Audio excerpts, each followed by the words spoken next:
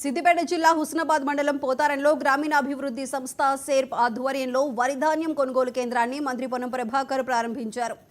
పచ్చి వడ్ల పేరుతో పొలం వద్ద అమ్ముకునే ప్రయత్నం చేయొద్దని రైతులకు విజ్ఞప్తి చేశారు. వడ్ల కొనుగోలు కేంద్రం వద్దకు తీసుకువస్తే మద్దతు ధర వస్తుందని తెలిపారు.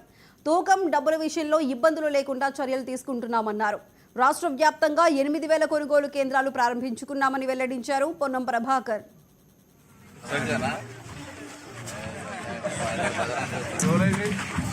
అదేవిధంగా పిఎస్సి చైర్మన్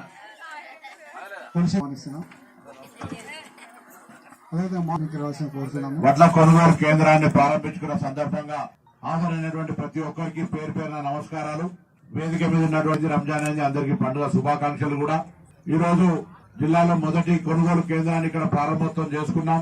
రైతు చాలా తేమ శాతంతో 12 తేమ శాతంతో కూడా తేవడం జరిగింది.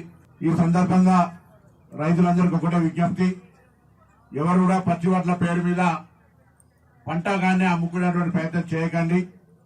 తప్పకుండా కొనుగోలు కేంద్రానికి తీసుకొస్తే మీకు మద్దతు ధర రావడంతో పాటుగా ఎక్కడ కూడా తూకంలో మోసం లేకుండా డబ్బులకు సంబంధించిన పేమెంట్ విషయంలో కూడా ఎక్కడ ఇబ్బంది జరగకుండా జరుగుతూ ఉంటుంది. చాలా మంది నా దగ్గరకు వస్తూ ఉంటారు, సార్ ఫలానా ఆయన ఆసామి మా గ్రామానికి సంబంధించిన రైతుల యొక్క ధాన్యాన్ని కొనుక్కొని పోయిండు, దాని తర్వాత పైసలు ఇవ్వలే. ఇటువంటి సంఘటనలు చాలా వస్తూ ఉంటాయి.